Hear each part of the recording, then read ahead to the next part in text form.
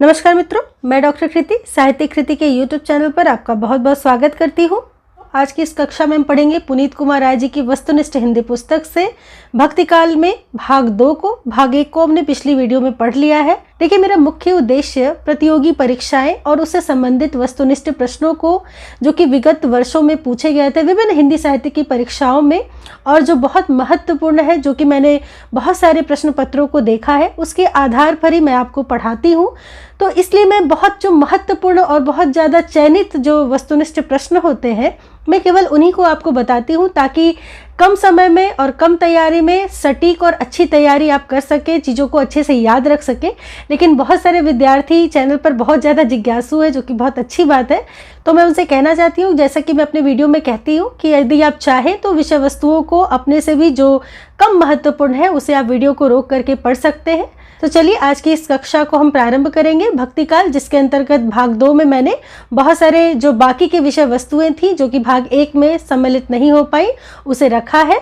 आइए शुरू करते हैं कक्षा को। भक्ति काल के भाग 2 के अंतर्गत हम कृष्ण भक्ति काव्यधारा के प्रमुख कवि और उनकी रचनाओं को देखेंगे। सबसे पहले हम वल्लभ संप्रदाय को देखेंगे, जिसमें कुछ रचनाएं हैं और उनके रचनाकार हैं। जैसे सुरसागर साहित्य लहरी, ये किसकी है? सूरदास जी की है। सुरसागर और साहित्य लहरी।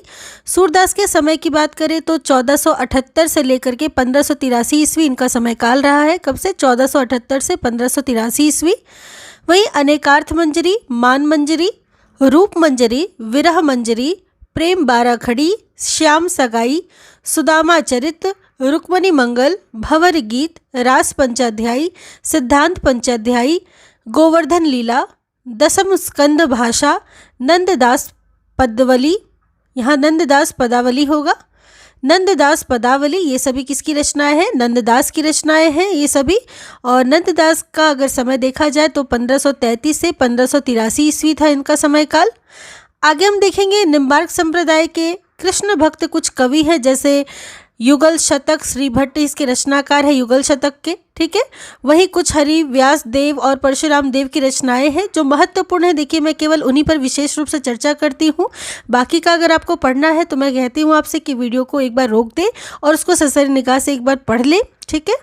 अगला है राधा वल्लभ संप्रदाय के कुछ कृष्ण भक्त कवि हैं, जिनमें जैसे देखिए हित 84, हित हरिवंश जी की रचना है। हित 84 किसका है? हित हरिवंश जी का है। वहीं व्यासवाणी, रागमाला, नवरत्न, स्वधर्म पद्धति, ये सभी किसका है? हरिदास व्यास जी का, जिसमें नवरत्न महत्वपूर्ण है। नवरत्न किसका है?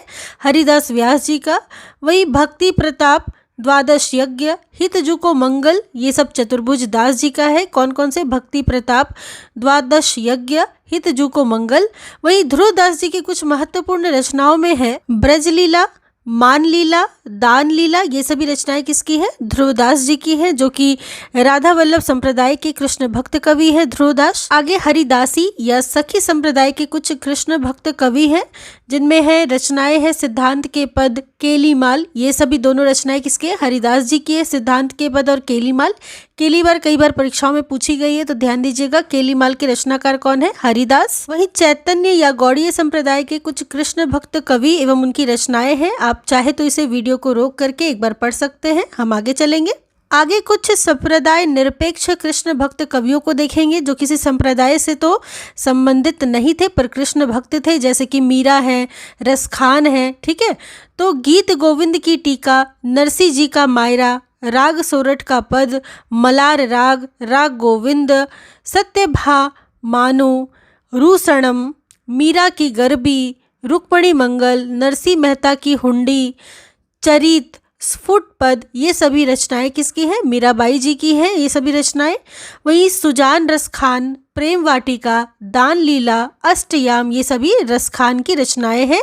मीरा और रसखान दोनों क्या है? कृष्ण भक्त कवि है, लेकिन संप्रदाय से निरपेक्ष है। अगला है बल्लभ संप्रदाय के कृष्ण भक्त कवि कौन कौन से है? तो बल्लभ संप्रदाय के कृष्ण भक्त कवि है सूरदास, कुंभन दास, परमानंद दास, कृष्णदास, नंददास, गोविंद स्वामी, चित्त स्वामी और चतुर्भुज दास। ये 8 जो कवि है, कृष्ण भक्त कवि है, वो बल्लभ संप्रदाय के थे और कृष्ण के भक्त थे। अगला है निम्बार्क संप्रदाय के कृष्ण भक्त कवि कौन कौन से हैं? तो निम्बार्क संप्रदाय के देखिए कृष्ण भक्त कवि है श्री भट्ट, हरि व्यास देव, परशुराम देव, ये 3 जो है वो निम्बार्क संप्रदाय के कृष्ण भक्त कवि हैं। वहीं राधा वल्लभ संप्रदाय के कृष्ण भक्त कवियों की बात करें तो राधा वल्लभ संप्रदाय के कृष्ण भक्त कवि हित हरिवंश हैं, दामोदर दास जिन्हें सेवक जी के नाम से भी जानते हैं, हरिराम व्यास, चतुर्भुज दास, ध्रुव दास, नेही नागरी दास, ये 6 जो कवि हैं कृष्ण भक्त कवि, ये राधा वल्लभ संप्रदाय से हैं। वही देखिए चैतन्य या गौड़ी संप्रदाय के कृष्ण भक्त कवियों की बात करें तो राम राय, सूरदास मदन गोपाल, गदाधर भट्ट, चंद्र गोपाल, भगवान दास, माधव दास माधुरी और भगवत मुदित, ये सभी हैं। कभी कभी गदाधर भट्ट के बारे में देखा गया है जो कि चैतन्य या गौड़ी संप्रदाय के कृष्ण भक्त कवि हैं। अगला है गाथा सतसई या फिर गाथा सप्तसती के रचयिता कौन है, तो कवि हाल इनके रचयिता है गाथा सप्तसती या फिर गाथा सतसई के। उज्ज्वल नीलमणि और हरिभक्ति रसामृत सिंधु के रचयिता है रूप गोस्वामी। कौन है? रूप गोस्वामी, उज्ज्वल नीलमणि और हरिभक्ति रसामृत सिंधु के रचयिता। वही षट संदर्भ नामक ग्रंथ के रचयिता कौन है? सनातन गोस्वामी जी षट संदर्भ नामक ग्रंथ के रचयिता है। जयदेव की बात करें तो जयदेव उड़ीसा से संबंधित है, उड़ीसा के रहने वाले थे। चंडीदास बंगला के हैं कवि। कौन है? चंडीदास बंगाल के रहने वाले और बंगला के कवि हैं। वही विद्यापति द्वारा अवहट में रचित कीर्ति लता और कीर्ति पताका, किस भाषा में? अवहट में रचित कीर्ति लता और कीर्ति पताका में क्रमशः किन राजाओं की प्रशस्ति है, तो क्रमशः राजा कीर्ति सिंह और राजा शिव सिंह की प्रशस्ति का वर्णन किया गया है। कीर्ति लता में राजा कीर्ति सिंह का और कीर्ति पताका में राजा शिव सिंह का वर्णन है। आगे देखिए वल्लभ संप्रदाय में 3 प्रकार के जीवों की बात कही गई है। जीव के 3 प्रकार बताए गए, कौन कौन से? प्रवाह जीव, मर्यादा जीव और पुष्टि जीव। तो इसको किसने माना है? इसको माना है वल्लभाचार्य जी ने, जीव के 3 प्रकार को, प्रवाह जीव, मर्यादा जीव और पुष्टि जीव।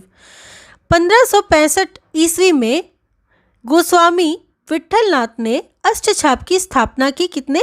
1565 ईस्वी में। ये इसका समय काल पूछा जाता है तो ध्यान रखिएगा, क्या है? 1565 ईस्वी में। और किसने? गोस्वामी विट्ठलनाथ ने अष्टछाप की स्थापना की। इन 8 भक्त कवियों में 4 वल्लभाचार्य के शिष्य थे और 4 विट्ठलनाथ के। ठीक है, इन चारों को मिला करके 4 वल्लभाचार्य के और 4 विट्ठलनाथ के शिष्यों को मिला करके 8 से अष्टछाप की स्थापना की गई, 8 शिष्यों से। और इनमें जो शामिल थे शिष्य वो थे कुंभन दास, सूरदास, परमानंद दास और कृष्णदास तथा 4 गोस्वामी विट्ठलनाथ के जो शिष्य थे वो थे गोविंद स्वामी, नंददास, छित स्वामी और चतुर्भुज दास। इस प्रकार इन 8 कवियों से मिलकर के अष्टछाप की स्थापना विट्ठलनाथ ने की थी 1565 ईस्वी में। देखिए वल्लभ संप्रदाय में अष्टयाम की जो सेवा है, तो अष्टयाम यानी कि 8 पहर क्यों कहा गया है, तो क्योंकि इसमें मंगलाचरण होता है, श्रृंगार, ग्वाल, राजयोग, उत्थान, भोग, संध्या आरती और शयन होता है, इसलिए इसको अष्टयाम भी कहा गया, यानी 8 पहर के क्रियाकलाप। आगे है वल्लभाचार्य ने अपने शिष्य पूरनमल खत्री द्वारा गोवर्धन पर्वत पर श्रीनाथ जी का मंदिर निर्माण करवाया। किसने? वल्लभाचार्य ने निर्माण कराया अपने शिष्य पूरनमल खत्री द्वारा गोवर्धन पर्वत पर श्रीनाथ जी का मंदिर। इस मंदिर के प्रबंध का दायित्व अष्टछाप कवि कृष्णदास पर था। किस पर था? कृष्णदास पर इसका प्रबंध का दायित्व था। अगला है आलवार भक्तिन जो थी आंदाल। तो आंदाल के पद द्रविड़ भाषा की किस पुस्तक में मिलते हैं? तो आंदाल के जो पद है वो द्रविड़ भाषा की तिरुप्पावाई में मिलते हैं। तिरुप्पावाई एक ऐसी पुस्तक है जिसमें आलवार भक्तिन जो है आंदाल, ठीक है, इनके पद द्रविड़ भाषा में मिलते हैं। किस भाषा में? द्रविड़ भाषा में। अगला है गोवर्धन पर्वत पर श्रीनाथ जी का मंदिर वल्लभाचार्य ने कब बनवाया था? तो संवत 1576 या फिर ईस्वी सन की बात करें तो 1519 ईस्वी में बनवाया था गोवर्धन पर्वत पर श्रीनाथ जी का मंदिर वल्लभाचार्य ने। आगे हम सूरदास की कुछ प्रसिद्ध पंक्तियों को देखेंगे। जो मैं विशेष रूप से बता रही हूँ वो बहुत महत्वपूर्ण है और मैं बार बार कहती हूँ, और बाकी की जो रचनाएं हैं, जो पंक्तियां हैं, वो आप वीडियो को रोक करके पढ़ सकते हैं। तो शोभित कर नवनीत लिए, घुटरनु चलत रेणु तन मंडित, मुख दधी लेप किए। सूरदास जी की पंक्तियां हैं कृष्ण भक्ति में। मैया कब ही बढ़ेगी चोटी, कितक बार मोहि दूध पियत भैया आज हूँ है छोटी। अगला है मेरे नैनन बिरह की बेल भई, सिंचत नैन नीर के सजनी मूल पतार भई। तो अपने नैना को विरह की बेल कह रहे हैं सूरदास जी। अगला है ऊधो तुम अपनो जतन करो, हित की कहत कुहित की लागे किन बेकार ररो। ठीक है, तो ये पहली वाली पंक्तियां सबसे ज़्यादा पूछी जाती है। उद्धव तुम अपनो जतन करो, सूरदास जी की पंक्तियां हैं। अगला है निर्गुण कौन देश को बासी, मधुकर हंसी समुझाए, सौ दे बूझती साँच न हासी। तो निर्गुण कौन देश को बासी कहते हैं। सुनी है कथा कौन निर्गुण की, रची पची बात बनावत, सगुन सुमेरु प्रगट देखियत, तुम तन की ओर दुरावत। तो सुनी है कथा कौन निर्गुण की, ये भी सूरदास जी की पंक्तियां हैं। अगला है मानो माई घन घन अंतर दामिनी, घन दामिनी घन अंतर शोभित हरि ब्रज भामिनी। तो मानो माई घन घन अंतर दामिनी है ना, दामिनी अर्थात बिजली, जो आकाश से क्या होती है, चमकने वाली बिजली होती है। तो उसी के बारे में कह रहे हैं, घन दामिनी घन अंतर शोभित हरि ब्रज भामिनी है ना, हरि और ब्रज ये सभी सूरदास की पंक्तियों के शब्द हैं। वही प्रभु हो सब पतितन को टीको, प्रभु है सब पतितन को टीको, सूरदास जी की पंक्तियां हैं। अगला है जसोदा हरि पालने झुलावे, हलरावे दुलराई, मलहावे जोई सोई कछु गावे। तो जसोदा के बारे में सूरदास जी लिखते हैं। अगला है लड़काई को प्रेम कहो अली कैसे करी छूटत, हरि है राजनीति पढ़ी आए, समुझी बात कहत मधुकर जो समाचार कुछ पाए। ठीक है, संदेशो देवकी सो कहियो जाए, ये सभी पंक्तियां सूरदास जी की है। कृष्ण भक्ति पर, ब्रज पर, उद्धव पर, गोपियों पर, लड़काई को प्रेम अर्थात गोपियां और कृष्ण के प्रेम की बात, ये सभी किसकी, सूरदास जी की पंक्तियों के शब्द हैं, सूरदास लिखते हैं। आगे सूरदास जी लिखते हैं मौसम कौन कुटिल खल कामी, वही चरण कमल बंदो हरिराई। यहाँ सूरदास जी कृष्ण के कमल के समान चरणों की वंदना करते हैं। अगला है बिन्न गोपाल बैरिन भई कुंजे, वही अति मलिन वृषभानु कुमारी, वृषभानु कुमारी अर्थात राधा जी के लिए कहते हैं सूरदास जी। वही पिया बिनु सांपिनी कारी राती, पिया के बिना ये रात कैसी है, सांप के समान, काली रात्रि के समान प्रतीत होती है। वही निस दिन बरसत नैन हमारे, निस दिन क्या होते हैं, हमारे आंसू बरसते हैं, नैन हमारे बरसते हैं। वही आयो घोष बड़ो व्यापारी, घोष किसके लिए, उद्धव के लिए कहते हैं कि आयो घोष बड़ो व्यापारी। उर में माखन चोर गड़े, अब कैसे हूँ निकसत नहीं उधो, तिरछे वह जो अड़े। क्या कहते हैं कि हृदय में कौन गड़े हुए, माखन चोर अर्थात कृष्ण गड़े हुए हैं। अगला है आये जोग सिखावन पांडे, ये पांडे किसके लिए है, उद्धव के लिए कि आयो जोग सिखावन पांडे। वही अखिया हरि दर्शन की भूखी, अखिया किसकी भूखी है, हरि दर्शन की भूखी है। हमारे हरि हारिल की लकड़ी, हमारे हरि कैसे, हारिल की लकड़ी के समान है। वही हम भक्तन के भक्त हमारे, ये सभी पंक्तियाँ सभी सूरदास की पंक्तियाँ हैं, कृष्ण भक्ति से संबंधित है। सभी पंक्तियाँ परीक्षा की दृष्टि से बहुत महत्वपूर्ण है, तो इनको बहुत अच्छे से देखिएगा। हम आगे चलेंगे। आगे हम देखेंगे सूरदास कृत सूरसागर का उपजीव्य क्या है। तो सूरदास कृत जो सूरसागर है उसका उपजीव्य है भागवत पुराण का 10वां स्कंद। ठीक है, 10वां स्कंद है भागवत पुराण का उपजीव्य किसका, सूरसागर का। वही सारंग नयन वयन पुनि सारंग सारंग तसु समाधान, सारंग ऊपर उगल 10 सारंग केली कर दी मधुपान। ये पंक्तियाँ किसकी है, तो ये सारंग नयन वाली जो पंक्तियाँ हैं, नयन पुनि सारंग सारंग है ना, तो ये जो सारंग वाली पंक्तियाँ हैं वो है विद्यापति की, जो कि विद्यापति के पदावली से ली गई है। वहीं सुर की बड़ी भारी विशेषता है नवीन प्रसंगों की उद्भावना, प्रसंगोद्भावना करने वाली ऐसी प्रतिभा हम तुलसी में नहीं पाते। तो सूरदास को बड़ा कहते हैं कौन, तो आचार्य शुक्ल जी कहते हैं कि सूर की बड़ी भारी विशेषता है नवीन प्रसंगों की उद्भावना में। तो नवीन प्रसंगों की उद्भावना को लेकर के सूरदास को बड़ा महत्व दिया है किसने, आचार्य शुक्ल जी ने। वही पुष्टि मार्ग का जहाज जात है, सो जाको कछु लेना हो सो लेऊ। ये कौन कहते हैं, तो यह कथन है विठलनाथ का कि पुष्टि मार्ग को जहाज क्या है, जात है, सो जाको कछु लेना हो सो लेऊ, विठलनाथ कहते हैं। वहीं इन कृष्णोपासक वैष्णव कवियों ने जीवन के प्रति अनुराग जगाया, किसने, कृष्णोपासक वैष्णव कवियों ने, या कम से कम जीने की चाह बनी रहने दी। ये किसका कथन है, तो आचार्य शुक्ल जी का कथन है कि जीने की चाह बनी रहने दी, या फिर क्या किया, जीवन के प्रति अनुराग जगाया कृष्णोपासक वैष्णव कवियों ने। वहीं सूरदास के गुरु कौन थे, तो सूरदास के गुरु वल्लभाचार्य थे। सूरवै के ऐसे घिघियात काहे को हो, कछु भगवत लीला वर्णन करो। कथन किसका है, तो यह कथन है वल्लभाचार्य का, कि वो कहते हैं सूरवै के ऐसो घिघियात काहे को हो, कछु भगवत लीला वर्णन करो। आगे है सूरदास कृत सूर सागर में कितने स्कंद है, तो सूर सागर में 12 स्कंद है। कितने स्कंद, 12 स्कंद है सूर सागर में। भक्तन का कहा सीकरी सो काम, आवत जात पन्हैया टूटी बिसरी गयो हरि नाम। ये किसकी पंक्तियां, तो ये कुंभन दास की बड़ी प्रसिद्ध पंक्तियां हैं और बहुत बार परीक्षाओं में आई है कि भक्तन को कहा सीकरी सो काम। तो कहा सीकरी सो काम से कुंभन दास को आप ट्रिक करके याद कर सकते हैं। आगे है आचार्यों की छाप लगी हुई 8 वीणाएं श्री कृष्ण की प्रेम लीला का कीर्तन करने उठी, जिनमें सबसे ऊंची, सुरीली और मधुर झंकार अंधे कवि सूरदास की वीणा की थी।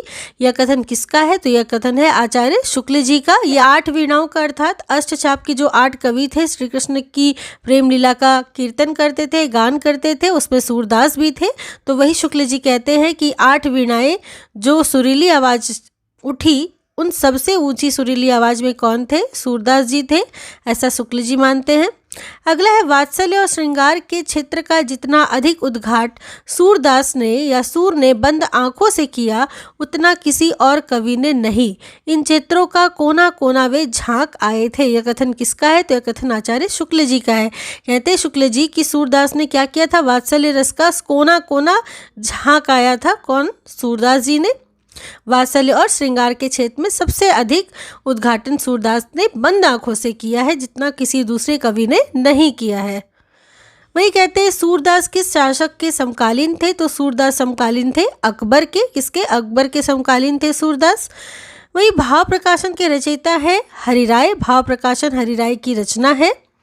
वल्लभाचार्य के अष्टछापी शिष्यों में प्रथम शिष्य कौन थे, तो कुंभन दास प्रथम शिष्य थे वल्लभाचार्य के अष्टछापी शिष्य परंपरा के। अगला है तुम नीके दुही जानत गैया, चलिए कुंवर रसिक मनमोहन लागो तिहारे पैया। ये पंक्तियां किसकी है, तो ये पंक्तियां कुंभन दास जी की है। कहते हैं कुंवर रसिक मनमोहन लागो तिहारे पैया। तो कुंवर से आप कुंभन दास को ट्रिक करके याद रख सकते हैं। आगे जब ते प्रीति श्याम ते कीनी, ता दिन ते मेरे इन नैननी ने कह नींद ना लीनी। ये परमानंद दास जी की है पंक्तियां हैं कि जब ते प्रीति श्याम की कीनी, ता दिन ते मेरे इन नैननी ने कहा नींद न लीनी। तो नंद से नींद, नंद, ऐसे करके आप इसको याद रखिएगा। परमानंद दास जी की रचना है। वही कहा करो बैकुंठ ही जाए, जहाँ नहीं नंद जहाँ ना जशोदा, नहीं जहाँ गोपी ग्वाल न गाए। ये पंक्तियाँ किसकी है, तो ये भी पंक्तियाँ किसकी है, परमानंद दास जी की है। जहाँ नहीं है ना, जहाँ नहीं नहीं नहीं, तो परमानंद दास, ऐसे करके आप ट्रिक से याद रखिएगा। अगला है राधा जू हीरावली टूटी, उरज कमल दल माल मरगजी बाम कपोल अल कलट छूटी। ये भी पंक्तियां परमानंद दास जी की हैं, जिनमें वे कहते हैं राधे जू हीरावली टूटी। ठीक है, परमानंद दास जी की है। अगला है कंचन मणि मरकत रस ओपी, नंद सुवन के संगम सुख कर अधिक विराजती गोपी। ये पंक्तियां किसकी, पंक्तियां कृष्णदास जी की हैं, जो कहते हैं कंचन मणि मरकत रस ओपी, नंद सुवन के संगम सुख कर अधिक विराजती गोपी। ठीक है, तो गोपी से आप कृष्ण को याद रख सकते हैं, ऐसे करके ट्रिक से आप याद रखिएगा। अगला है अष्टछापी कवियों में कौन कवि जड़िया के नाम से प्रसिद्ध है, तो अष्टछापी कवियों में जड़िया के नाम से प्रसिद्ध है नंददास। कौन, नंददास प्रसिद्ध है। वही नव मरकत मणि श्याम कनक मणि गम ब्रज बाला, वृंदावन को रीछ मनहु पहिराई माला। यह पंक्तियां किसकी है, तो ये नंददास जी की पंक्तियां है। ठीक है, नव मरकत मणि, नव से नंददास को आप याद रख सकते हैं। नव मरकत मणि श्याम कनक मणि गम ब्रज बाला, वृंदावन को रीछी मनहु पहिराई माला, नंददास जी की है। वही नंददास जी की रास पंचाध्यायी कितने अध्यायों में विभक्त है, तो यह 5 अध्यायों में विभक्त है रास पंचाध्यायी, जो कि नंददास जी की है। अगला है अष्टछापी कवि चतुर्भुज दास किसके पुत्र थे, तो ये कुंभन दास के पुत्र थे। अष्टछापी कवि हैं चतुर्भुज दास और ये पुत्र थे कुंभन दास के। वही सनत या सनकादि संप्रदाय किस संप्रदाय का नाम है? तो निम्बार्क संप्रदाय का एक और नाम क्या है? सनत या सनकादि संप्रदाय। वही आचार्य निम्बार्क का वास्तविक नाम क्या था? तो नियमानंद था वास्तविक नाम किसका? आचार्य निम्बार्क का। अगला है, किस कृष्ण भक्त आचार्य को कृष्ण के सुदर्शन चक्र का अवतार माना जाता है? तो निम्बार्क को माना जाता है कि क्या है, ये कृष्ण के सुदर्शन चक्र के अवतार है। कौन? निम्बार्क। अगला है, वेदांत कौस्तुभ की रचना किसने की? तो वेदांत कौस्तुभ की रचना करने वाले हैं आचार्य निम्बार्क के शिष्य श्रीनिवासाचार्य। ठीक है, तो श्रीनिवासाचार्य ने वेदांत कौस्तुभ की रचना की थी, जो कि निम्बार्क के शिष्य थे।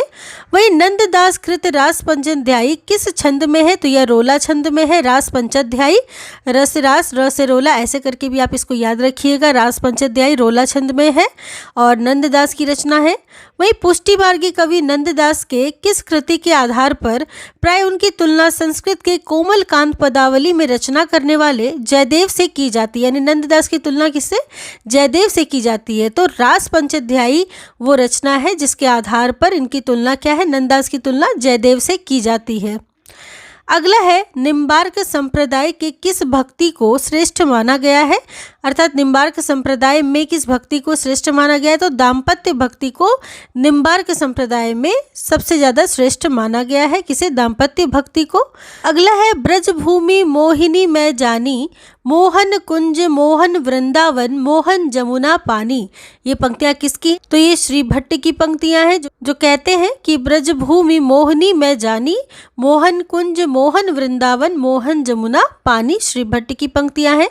वही अगला है, बसो मेरे नैनने में दो चंद, गौर बदनी विश्व भानु नंदिनी, श्याम बरन नंद नंद। ये पंक्तियां किसकी है? तो ये पंक्तियां श्री भट्ट जी की हैं, जो कहते हैं कि बसो मेरे नैनने में दो चंद, गौर बदनी वृष भानु नंदिनी यानी कि श्री राधा, और श्याम बरन नंद नंद के नंद अर्थात कृष्ण। तो राधा कृष्ण की बात करते हैं, तो नैननों में बसने की बात करते हैं श्री भट्ट। अगला है, राधा वल्लभ संप्रदाय के प्रवर्तक हैं हित हरिवंश। हित हरिवंश है राधा वल्लभ संप्रदाय के प्रवर्तक हैं। अगला है, राधा वल्लभ संप्रदाय में निकुंज लीला यानी कि नित्य विहार, निकुंज लीला का मतलब क्या है? नित्य विहार के 4 तत्व हैं। वे तत्व कौन कौन से हैं? तो कृष्ण, राधा, सहचरी और वृंदावन। ठीक है, ये 4 जो है नित्य विहार के तत्व हैं या निकुंज लीला के तत्व हैं राधा वल्लभ संप्रदाय में। कृष्ण, राधा, सहचरी और वृंदावन। आगे है, राधा वल्लभ संप्रदाय का प्रधान केंद्र है वृंदावन। राधा वल्लभ संप्रदाय का हरिदासी या सखी संप्रदाय के प्रवर्तक कौन है? तो स्वामी हरिदास है। हरिदासी या सखी संप्रदाय के प्रवर्तक। वही किस संप्रदाय का एक नाम टट्टी संप्रदाय भी प्रचलित है? तो हरिदासी या सखी संप्रदाय का एक और नाम टट्टी संप्रदाय भी प्रचलित है। आगे है, महान संगीतज्ञ तानसेन के गुरु कहे जाते हैं स्वामी हरिदास। तो तानसेन के गुरु कौन कहे जाते हैं? हरिदास है। वही भक्तमाल के रचयिता नाभादास ने हरिदासी संप्रदाय के किस कृष्ण भक्त कवि को रस सागर कहा है? तो विठल विपुल को कहा है रस सागर। भक्तमाल के रचयिता नाभादास ने विठल विपुल जो है वो हरिदासी संप्रदाय के कृष्ण भक्त कवि हैं। ठीक है, इन्हें ही रस सागर कहा है नाभादास ने, विठल विपुल को।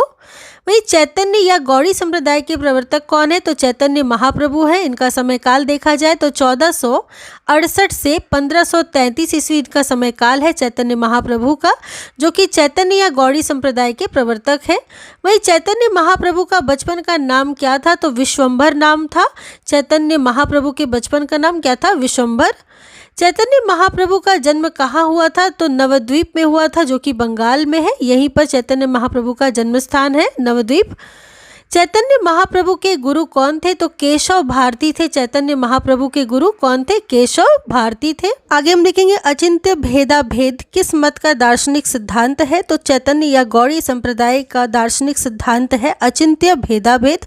किसका? चैतन्य या गौड़ी संप्रदाय का।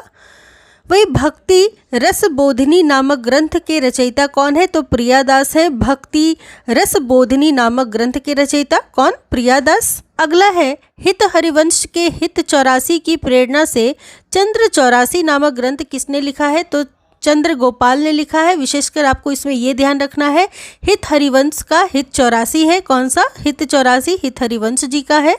वहीं जाके प्रिय न राम वैदेही, सो नर तजिय कोटि बैरी समजद्यपि परम स्नेही। ये पंक्तियाँ किसकी है? तो ये पंक्तियाँ तुलसीदास जी की है। विनय पत्रिका से तुलसीदास जी ने लिखी है। विनय पत्रिका में जाके प्रिय न राम वैदेही, सो नर तजिय कोटि बैरी समजद्यपि परम स्नेही। अगला है स्वस्ति श्री तुलसी कुल भूषण दूषण हरन गोसाई, बारही बार प्रणाम करहूँ अब हरहूँ शोक समुदाय। ये पंक्तियाँ किसकी है? तो ये पंक्तियाँ मीराबाई जी की, जो कहती है स्वस्ति श्री तुलसी कुल भूषण दूषण हरन गोसाई, बारही बार प्रणाम करहूँ अब हरहूँ शोक समुदाय। शोक मीरा जी के हर लेने को मीरा जी कहती हैं। मीराबाई जी के समय की बात करें तो 1504 से 1546 ईस्वी इनका समय काल रहा है। वहीं मीराबाई का जन्म कहाँ हुआ था? तो कुड़की में हुआ था, जो कि राजस्थान में मेड़ता के समीप है। कुड़की, वहीं मीराबाई जी का जन्म हुआ था। आगे हम मीराबाई जी के कुछ प्रसिद्ध पंक्तियों को देखेंगे, जिसमें बसो मेरे नैनन में नंदलाल, कहती है नंदलाल मेरे नैनन में बसो। वही मन रे परसी हरि के चरण, ठीक है, हरि के चरण में मन रे परसी, ठीक है, मन क्या है? हरि के चरणों में है। वही बिरहनी बावरी भई, ये बावरी कौन है? मीरा हो गई है बिरहनी बावरी भई। वही जग सुहाग मिथ्यारी सजनी, हावा हो मिट जासी, वरन करया हरि अविनाशी, मारो काल व्याल ना खासी। तो क्या कहते हैं? जग सुहाग मिथ्यारी सजनी, ये कहते हैं मीराबाई कहती हैं कि जग सुहाग क्या है? मिथ्या है। अगला है असुवन जल सींच सींची प्रेम बेल बोई। तो असुवन के जल को सींच सींच कर प्रेम बेल किसने बोया है? तो मीराबाई जी ने बोया है। अगला है सुवन मा उमग्यो मारो हियरा, हणक सुव्या हरि आवणरी, मारो हिरिया। देखिए ये मारो तारो ये सब मीराबाई लिखती है, इस तरह के शब्द।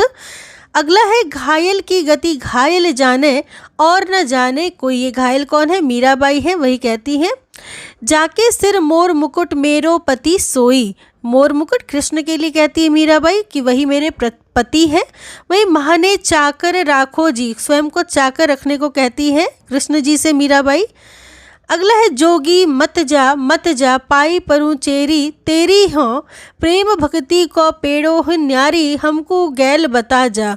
ये बहुत बार पंक्तियाँ आई हैं मीराबाई जी की कि जोगी मत जा पाई परू चेरी तेरी, मैं तेरी दासी हूँ। कृष्ण की दासी स्वयं को मानती मीराबाई। वहीं पग घुंघरू बांध मीरा नाची रे, यहाँ तो मीरा जी हैं ही, तो आपको आसानी से समझ में आ ही जाएगा कि मीराबाई जी की पंक्तियाँ हैं। बड़ी प्रसिद्ध पंक्तियाँ हैं ये कि पग घुंघरू बांध मीरा नाची रे। बाह विधि भक्ति कैसे होए, मणा की मैल हिय ते ना छूटी दियो, तिलक सिर धोए। कहते हैं कि वह विधि भक्ति कैसी होए, मण की मैल हियते ना छूटी दियो, तिलक सिर धोए। ये मीराबाई जी की पंक्तियां हैं। तो इस प्रकार कुछ महत्वपूर्ण पंक्तियां थी जो कि मीराबाई जी की है। आपको पता ही है कि मीराबाई श्री कृष्ण जी की अनन्य भक्त थी। हम आगे चलेंगे, आगे देखेंगे मीराबाई के पति कौन थे। तो मीराबाई के पति थे महाराणा भोजराज। कौन थे? महाराणा भोजराज थे मीराबाई के पति। वही रसखान को देखेंगे, रसखान का वास्तविक नाम था तो सैयद इब्राहिम था रसखान का वास्तविक नाम। इन मुसलमान हरिजनन पर कोटिन हिंदू वारिये, रसखान आदि की भक्ति पर रिझ कर यह किसने लिखा था? तो ये भारतेंदु हरिश्चंद्र जी ने लिखा था कि इन मुसलमान हरिजनन पर कोटिन हिंदू वारिये। 84 वैष्णवन की वार्ता और 252 वैष्णवन की वार्ता के रचयिता कौन है? तो गोकुलनाथ है। 84 वैष्णवन की वार्ता और 252 वैष्णवन की वार्ता के रचयिता कौन? गोकुलनाथ। इन वार्ताओं को गोकुलनाथ कृत कहने का आशय इतना ही है कि ये उनके श्रीमुख से निःसृत हुई थी। इन वार्ताओं को लेखबद्ध हरिराय जी ने किया था। किसने लेखबद्ध किया था? हरिराय जी ने किया था। गोकुलनाथ गोसाई विट्ठलनाथ जी के चतुर्थ पुत्र थे। कौन से पुत्र थे? चतुर्थ पुत्र थे। कौन? गोकुलनाथ विट्ठलनाथ के पुत्र थे। अब आगे हम रसखान जी की कुछ प्रसिद्ध पंक्तियों को देखेंगे, जैसे मानुष हो तो वही रसखान, बसो संग गोकुल गांव के ग्वारन, है ना। मानुष हो तो वही रसखान, तो रसखान से ही आप इसको याद रख सकते हैं। आगे या लकुटी अरु कामरिया पर राज तीनोंपुर को तजी डारो, है ना। तीनोंपुर के राज को तजी डारो, ये रसखान लिखते हैं। या लकुटी अरु कामरिया पर तीनों लोग क्या करूं? निछावर कर दूं, छोड़ दूं। अगला है मोर पखा सिर ऊपर राखी हो, गुंज की माल गले पहिरौंगी, ओढ़ी पीतंबर लय लकुटी बन गोधन ग्वाल संग फिरौंगी। ठीक है, यहाँ पे भी देखिए लकुटी आ रही है, इससे भी आप याद रख सकते हैं कि ये रसखान जी की है, क्योंकि उनकी पंक्तियों में लकुटी, पीतांबर, मोर पखा है ना, ये सब बहुत बार आए हैं। अगला है शेष महेश गणेश दिनेश सुरेश हूँ जाहि निरंतर गावे ताही अहीर की छोहरियाँ छछिया भरी छाछ पे नाच नचावे। ठीक है, तो छछिया भरी छाछ पे नाच नचावे, ये रसखान जी की पंक्तियां हैं। आगे देखेंगे रसखानी कबो इन आखिन सो ब्रज के बन बाग तड़ाग निहारो, तो ये आखिन से रसखानी कहते हैं ये बात। आगे है जेही बिनु जाने कछुही नहीं जानियो जात विशेष सोई प्रेम जही जान के रही ना जात कछु शेष प्रेम फांस सो फंसी मरे सोई जिए सदा ही प्रेम मरम जाने बिना मरी को जीवत नाही। तो अंतिम जो ये दो पंक्तियां हैं ये बड़ी प्रसिद्ध है और महत्वपूर्ण है कि प्रेम फांस सो फांसी मरे सोई जिए सदा ही प्रेम मरन जाने बिना मरी को जीवत नाही, है ना। तो प्रेम की फांस के बारे में कौन कहते हैं? रसखान जी कहते हैं। आगे देखिए भक्ति काल के कुछ प्रमुख वीर काव्यों को हम देखेंगे, जैसे कि रणबल छंद किसका है? श्रीधर का है। वहीं विजयपाल रासो नल सिंह का है। तो ये दो बहुत महत्वपूर्ण है यहाँ पे, एक है रणबल छंद श्रीधर का और विजयपाल रासो किसका है? नल सिंह का। आगे भक्ति काल के कुछ प्रमुख चरित्र काव्य है, जिसमें है प्रद्युम्न चरित्र, पंच पांडव चरित्र। जो ये दो प्रद्युम्न चरित्र और पंच पांडव चरित्र सबसे ज़्यादा महत्वपूर्ण है। ठीक है, अगर रचनाकार की बात करें तो पंच पांडव चरित्र के रचनाकार सालीभद्र सूरी है। ठीक है, और प्रद्युम्न चरित्र के रचनाकार सधारू अग्रवाल है। ये इतना तो विशेष नहीं है, लेकिन चरित्र काव्यों में इन दो काव्यों का नाम बड़ा आता है कि इनमें से कौन से चरित्र काव्य हैं, ऐसे प्रश्न पूछे जाते हैं। तो ध्यान रखिएगा, प्रद्युम्न चरित्र, पंच पांडव चरित्र, ये सब है। ये भक्ति काल के कुछ प्रमुख नीति काव्य हैं। इसमें जो सबसे ज्यादा महत्वपूर्ण है उस पर मैं बात करूंगी, बाकी को आप चाहे तो एक बार पढ़ सकते हैं। तो इन नीति ग्रंथों में सबसे ज्यादा जो रचना पूछी जाती है वो बनारसी दास जी की पूछी जाती है, जिसका नाम है अर्ध कथानक। इसके अतिरिक्त देखिए नवरस पदावली, समयसार नाटक, बनारसी विलास, अर्ध कथानक, भाषा सूक्ति मुक्तावली इनकी अन्य रचनाएं हैं नीति परक भक्ति काल में। लेकिन अर्ध कथानक बनारसी दास की रचना जो है वो सबसे ज्यादा पूछी जाती है कि कौन से भक्ति काल के प्रमुख नीति काव्य है इनमें से, तो अर्ध कथानक है बनारसी दास जी का। आगे देखेंगे अकबर के दरबार में विशेष सम्मान प्राप्त हिंदी के कवि कौन कौन से थे? तो चतुर्भुज दास थे, आसकरण थे, पृथ्वीराज थे, मनोहर थे, टोडरमल, नरहरि, गंग बीरबल, ब्रह्म तानसेन और रहीम। जिसमें सबसे ज्यादा महत्वपूर्ण कौन है? तो चतुर्भुज दास, नरहरि, तानसेन, रहीम, टोडरमल। ठीक है, ये सब ऐसे नाम हैं जो कि महत्वपूर्ण है, अकबर के दरबार के विशेष सम्मान प्राप्त हिंदी के कवि हैं। आगे हम देखेंगे अकबर के राजकवि थे कौन? महापात्र नरहरि थे अकबर के राजकवि। कौन थे? महापात्र नरहरि। वहीं किस कवि को नूरजहां ने हाथी से कुचलवा डाला था? ये कई बार पूछा गया है कि किस कवि को नूरजहां ने हाथी से कुचलवा डाला था। तो गंग कवि को, या फिर गंगा प्रसाद इनका पूरा नाम था, तो गंग कवि को ही नूरजहां ने क्या किया था? हाथी से कुचलवा डाला था। अगला है दोहावली, नगर शोभा, बरवे नायिका भेद और श्रृंगार सोरठा तथा मदनाष्टक के रचयिता कौन है? तो इन सभी जो ग्रंथ हैं इन सब के रचयिता है रहीम। रहीम का पूरा नाम है अब्दुल रहीम खान खाना, जिन्होंने कौन कौन से रचनाएं की? तो दोहावली, नगर शोभा, बरवे नायिका भेद और श्रृंगार सोरठा तथा मदनाष्टक, ये सभी रहीम की रचनाएं हैं। वही ज्योतिष ग्रंथ खेट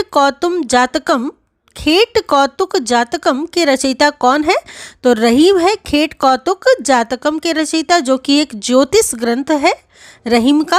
वही रहीम का हृदय द्रवीभूत होने के लिए कल्पना की उड़ान की अपेक्षा नहीं रखता था। वह संसार के सच्चे और प्रत्यक्ष व्यवहारों में ही द्रवीभूत होने के लिए पर्याप्त स्वरूप पा जाता था। रहीम के संदर्भ में यह कथन किसका है? तो रहीम के संदर्भ में आचार्य शुक्ल जी ऐसा लिखते हैं कि रहीम का हृदय क्या होता था? द्रवीभूत होने के लिए कल्पना की उड़ान की अपेक्षा नहीं रखता था। अगला है ज्यों 84 लख में मानुष देह त्यों ही दुर्लभ जग में सहज स्नेह। ये पंक्तियां किसकी है? रहीम की है, जो कहते हैं जो 84 लाख में मानुष देह त्यों ही दुर्लभ जग में सहज स्नेह। 84 लाख योनियों के बारे में कौन कह रहे हैं? रहीम कह रहे हैं। अगला है कवित्व कहियो दोहा कहियो तुलय न छप्पै छंद बिरचियो यह बिचारी के यह बरवे रस कंद। यह पंक्तियां किसकी है? तो यह भी पंक्तियां रहीम की है, जो कहते हैं कि कुछ भी कहिए, कवित कहियो, दोहा कहियो, तुलय न छप्पै छंद बिरचियो यह बिचारी के यह बरवे रस कंद। बरवे के बारे में कहते हैं रहीम। अगला है काव्य कल्पद्रुम और कवित्त रत्नाकर के रचयिता कौन है? तो सेनापति हैं। काव्य कल्पद्रुम और कवित्त रत्नाकर के रचयिता कौन? सेनापति। अगला है ऋतु वर्णन की दृष्टि से भक्ति काल के महत्वपूर्ण कवि कौन है? तो सेनापति है। ऋतु वर्णन की दृष्टि से ऋतुओं का सबसे अधिक वर्णन किया है भक्ति काल के कवि सेनापति ने। वही हिंदी की पहली आत्मकथा अर्धकथानक के रचयिता कौन है? तो अर्धकथानक के रचयिता है बनारसी दास। और आपको पता ही है कि यह अर्धकथानक भक्ति काल का प्रमुख नीति काव्य है, अभी अभी हमने पढ़ा भी। तो हिंदी की यह पहली क्या है? आत्मकथानक रचना है अर्धकथा। अगला है यद्यपि सुजाति सुलक्षणी सुबरन सरस सुवृत भूषण बिनु ना विराजई कविता बनिता मित। तो ये पंक्तियां किसकी है? केशवदास जी की, जो कहते हैं कि यद्यपि सुजाति सुलक्षणी सुबरन सरस सुवृत, कितनी भी सुंदर सुलक्षण क्यों ना हो, लेकिन आभूषणों के बिना वो क्या हो, तो ये सुंदर नहीं दिखती है, कविता बनिता मित। केशवदास जी की पंक्तियां हैं। आगे है केशव केवल उक्ति वैचित्र और शब्द क्रीड़ा के प्रेमी थे। जीवन के नाना गंभीर और मार्मिक पक्षों पर उनकी दृष्टि नहीं थी, अतः वे मुक्तक रचना के ही उपयुक्त थे, प्रबंध रचना के नहीं। यह कथन किसका है? आचार्य शुक्ल जी का है। ये कहते हैं केशव जी के बारे में कि क्या है? केशव केवल उक्ति वैचित्र और शब्द क्रीड़ा के प्रेमी थे, जीवन के नाना गंभीर मार्मिक पक्षों पर उनकी दृष्टि क्या थी? नहीं थी।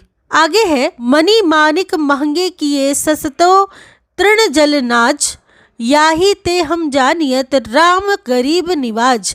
तो राम गरीब निवाज कहते हैं रहीमदास जी अपनी इन पंक्तियों में कि मणि मानिक महंगे किए सस्तो तृण जल नाज याही तो हम जानियत राम गरीब निवाज। तो ऐसा कौन कहते हैं? ऐसा रहीम कहते हैं। अगला है सुरतीय नरतीय नागतीय यह चाहत सब कोई। यह पंक्तियां किसकी है? तो ये तुलसीदास जी की है, जिसमें कहते हैं सुरतीय नरतीय नागतीय यह चाहत सब कोई। गोद लिए हुलसी फिरे तुलसी सो सुत होए। यह पंक्ति किसकी है? पंक्तियां रहीमदास जी की है, जो लिखते हैं तुलसीदास जी के बारे में कि गोद लिए हुलसी फिरे तुलसी सो सुत होए। वही लोकप्रिय खंड काव्य सुदामा चरित के रचयिता कौन है? तो सुदामा चरित के रचयिता है नरोत्तम दास, और सुदामा चरित एक खंड काव्य है जो कि नरोत्तम दास जी का है। आगे है देखे सुदामा की दीन दशा करुणा करिके करुणा निधि रोए पानी परात को हाथ छुयो नहीं नैनन के जल सो पग धोए।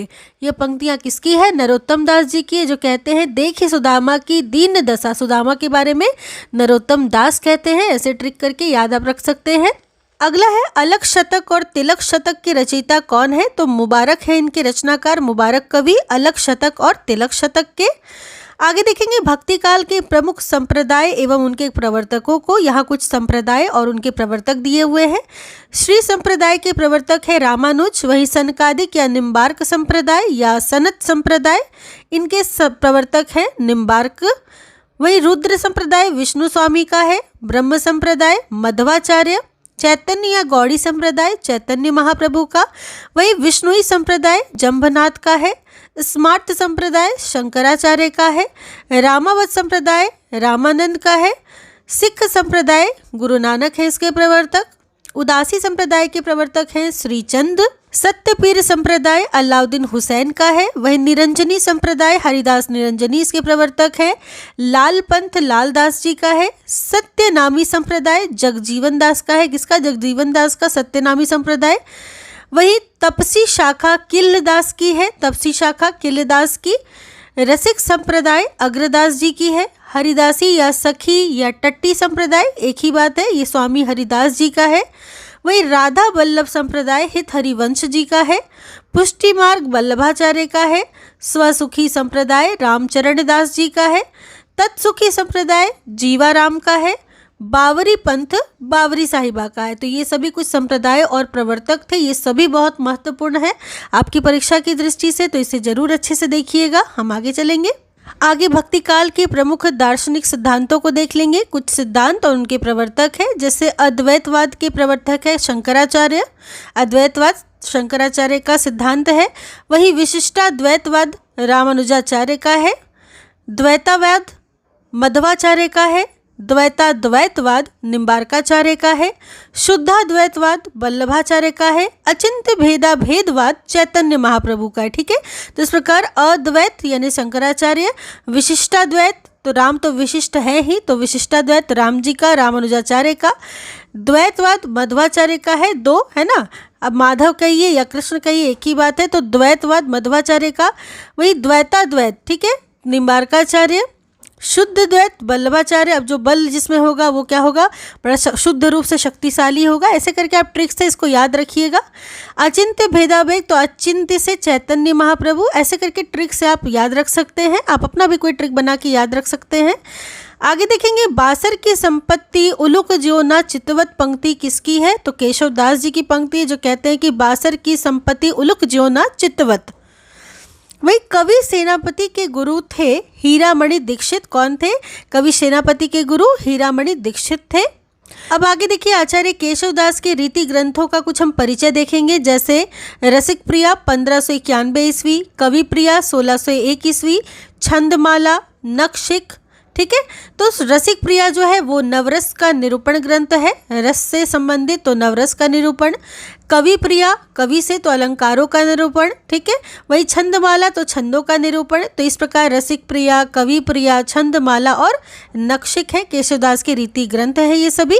तो इस प्रकार केशवदास के ग्रंथ कौन कौन से हो गए? रसिक प्रिया, रामचंद्रिका, कवि प्रिया, रतन बावनी, वीर सिंह देवचरित, विज्ञान गीता, जहांगीर जसचंद्रिका, नखशिख और छंदमाला, ये सभी ग्रंथ क्या है? केशवदास जी के। एक बार फिर से हम देखेंगे रसिक प्रिया, रामचंद्रिका, कवि प्रिया, रतन बावनी, वीर सिंह देवचरित, विज्ञान गीता, जहांगीर जसचंद्रिका, नखशिख और छंदमाला। अगला हम देखेंगे भक्ति काल में रीति निरूपण संबंधी कुछ ग्रंथ भी लिखे गए थे। रीति निरूपण संबंधी ये है सभी ग्रंथ और उनके रचयिता, जो ग्रंथों का नाम है हित तरंगिनी 1541 ईस्वी की कृपाराम की। वही सूर सागर नायिका भेद एवं श्रृंगार से संबंधित सूरदास जी की। साहित्य लहरी नायिका भेद श्रृंगार और अलंकार से संबंधित। ठीक है, ये दो रचनाएं थी, सूर सागर और साहित्य लहरी, जो कि सूरदास जी की थी। सूर सागर नायिका भेद एवं श्रृंगार था इसमें, वही साहित्य लहरी में नायिका भेद श्रृंगार तथा अलंकार भी संबंधित था। ये दोनों रचनाएं सूरदास जी की हैं। वही रसमंजरी 1550 ईस्वी के आसपास लिखी गई है, नंददास की रसमंजरी। रसिक प्रिया, कवि प्रिया, छंदमाला ये सभी केशवदास जी की हैं। रसिक प्रिया जो है 1591 ईस्वी, कवि प्रिया 1601 ईस्वी और छंदमाला, ये तीन रचनाएं किसकी है? केशवदास जी की है, जो कि रीति निरूपण ग्रंथ है। क्योंकि देखिए परीक्षाओं में पूछा जाता है कि इनमें से कौन से रीति निरूपण ग्रंथ है, तो इन ग्रंथों का नाम आपको याद रखना पड़ेगा, जैसे हित तरंगिनी, सूर सागर, साहित्य लहरी, रसमंजरी, रसिक प्रिया, कवि प्रिया, छंदमाला। ठीक है, इस तरीके से। अगला है नायिका भेद और नगर शोभा, ये दोनों रचनाएं किसकी हैं? रहीम की हैं और रीति निरूपण ग्रंथ है नायिका भेद तथा नगर शोभा रहीम की। वही सुंदर श्रृंगार सुंदर कवि राय की है, सुंदर श्रृंगार। अगला है रसकोश कवि वल्लभ श्रृंगार तिलक, रसमंजरी ये सभी क्या है? जान कवि की है, नियामत खां जान की रचनाएं हैं। रसकोश कवि वल्लभ श्रृंगार तिलक, रसमंजरी ये सभी जान कवि की है, नियामत खां जान इनका पूरा नाम था। वही देखिए शिख नक बलभद्र मिश्र जी की रचना है, जो कि केशवदास के अग्रज थे। अग्रज यानी कि बड़े थे, बलभद्र मिश्र, इनकी रचना है नखशिख। अगला है श्रृंगार सागर 1589 ईस्वी, जो कि मोहनलाल मिश्र जी की है, श्रृंगार सागर। अलग शतक और यहाँ तिलक शतक होगा। ठीक है, तो अलग शतक और तिलक शतक दोनों मुबारक कवि की है। तो इस प्रकार ये सभी जो ग्रंथ हैं वो रीति निरूपण ग्रंथ हैं भक्ति काल में। आगे देखेंगे संस्कृत में भक्ति रसामृत सिंधु तथा उज्ज्वल नीलमणि की रचना किसने की थी? तो रूप गोस्वामी ने भक्ति रसामृत सिंधु तथा उज्ज्वल नीलमणि की रचना की थी। आगे देखेंगे भक्ति काल में दक्षिणी गद्य के रचित कुछ ग्रंथ हैं, दक्षिणी गद्य के, जिसमें है मेराजुल आशिकिन, हिदायतनामा, शिकारनामा, तर्जुमा व जुलूल आरिफिन, इसके रचनाकार है गेसुदराज बंदा नेवाज। ठीक है, गेसुदराज बंदा नेवाज ने क्या क्या ग्रंथ लिखा? तो मेराजुल आशिकीन, हिदायतनामा, शिकारनामा, तर्जुमा व जुलूल आरिफिन।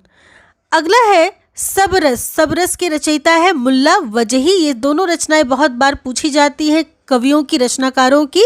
तो मुल्ला वजही का सबरस और गेसुदराज बंदा नेवाज का मेराजुल आशिकीन, हिदायतनामा, शिकारनामा, तर्जुमा व जुलूल आरिफिन। आगे देखेंगे संवत 1700 में पद्मिनी चरित नामक प्रबंध काव्य किसने लिखा? तो लालचंद ने लिखा था पद्मिनी चरित नामक प्रबंध काव्य संवत 1700 में। किसने? लालचंद ने। अगला है दक्षिणी हिंदी में कविता की शुरुआत किससे मानी जाती है? तो ख्वाजा बंदा नेवाज गेसुदराज से दक्षिणी हिंदी में कविता की शुरुआत मानी जाती है। किससे? ख्वाजा बंदा नेवाज गेसुदराज से। आगे देखेंगे खड़ी बोली गद्य की पुस्तक चंद छंद वर्णन की महिमा के रचयिता कौन माने जाते हैं? तो गंग कवि है चंद छंद वर्णन की महिमा के रचयिता, जो कि खड़ी बोली गद्य की पुस्तक है। भाषा भी पूछी जाती है, ध्यान रखिएगा। चंद छंद वर्णन की महिमा खड़ी बोली गद्य की पुस्तक है गंग कवि की। वही 1623 ईस्वी में रचित खड़ी बोली गद्य की पुस्तक गोरा बादल की कथा के रचयिता कौन है? तो गोरा बादल कथा के रचयिता जटमल है। खड़ी बोली गद्य की पुस्तक है गोरा बादल की कथा जटमल की। आगे देखिए भक्ति काल में दक्षिणी हिंदी में रचित कुछ पद्य ग्रंथ हैं जो हम देखेंगे, जिसमें है कुतुब मुश्तरी मुल्ला वजही की।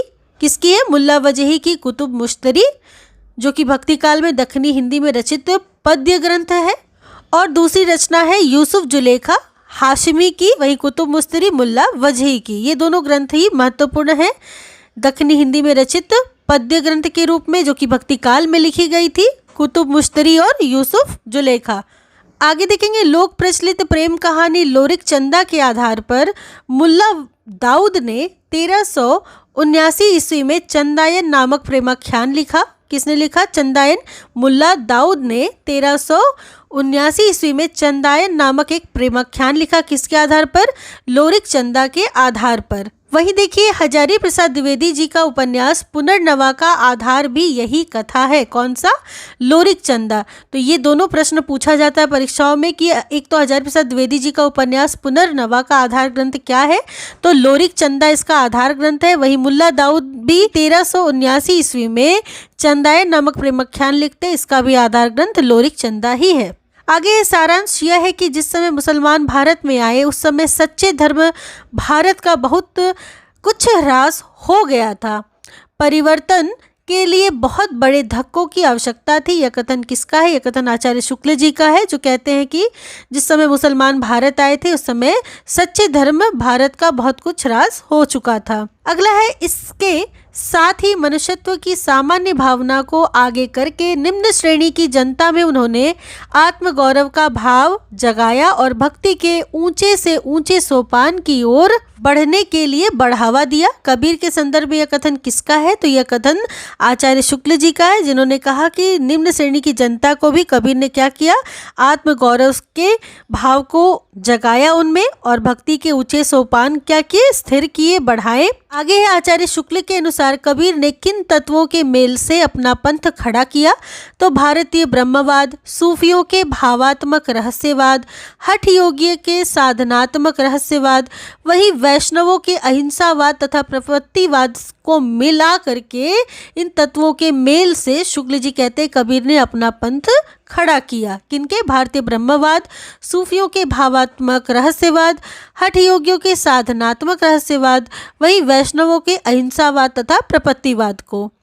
आगे है कबीर तथा अन्य निर्गुणपंथी संतों के द्वारा अंत साधना में रागात्मिका भक्ति और ज्ञान का योग तो हुआ, पर कर्म की दशा वही रही जो नाथ पंथियों के यहाँ थी। यह कथन किसका है? यह कथन शुक्ल जी का है, जो कहते हैं कि कबीर तथा अन्य निर्गुणपंथी संतों के द्वारा अंत साधना में क्या रागात्मिका भक्ति और ज्ञान का योग तो हुआ, पर कर्म की बात करें तो कर्म की दशा वही रही जो नाथ पंथियों के यहाँ थी, ऐसा शुक्ल जी मानते हैं।